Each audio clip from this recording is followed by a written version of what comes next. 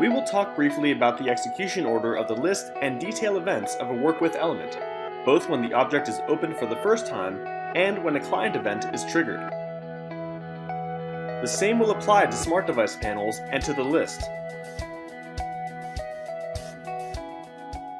If we're opening a list, they will be executed in this order: the client start event in the client,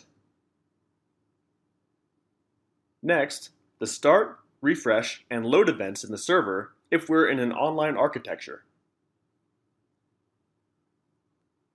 If the object opened is the detail, they'll be executed in this order: the detail client start event, followed by the start, refresh, and load events of the detail itself. Then, for each section, starting by the general section, the same events will be executed. Once the screen is loaded, whether the list or detail, the user is ready to interact. What happens when the user triggers an action? The associated code is executed on the client side, that is to say, on the device. After finding a call to a REST procedure, data provider, or business component, the call is made, and the result is expected to continue running the rest of the code on the client.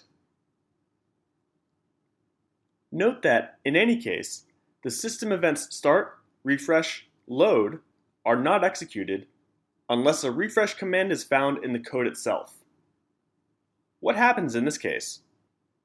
Depending on the caching configuration, it is decided whether the device must go to the server and obtain this data.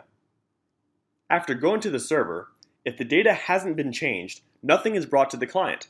Otherwise, the refresh and load events of every grid not based on an SDT are executed. A particular case happens when the refresh command is run in a client event of a detail section. In this case, the events will be executed for the detail node and the sections previously enabled, except for those inline sections that will always be enabled. We suggest reading more information about this in our wiki. Let's remember everything we've talked about for when we study offline applications in a few seconds. As part of behavior, we still have to study invocations, that is to say, call options.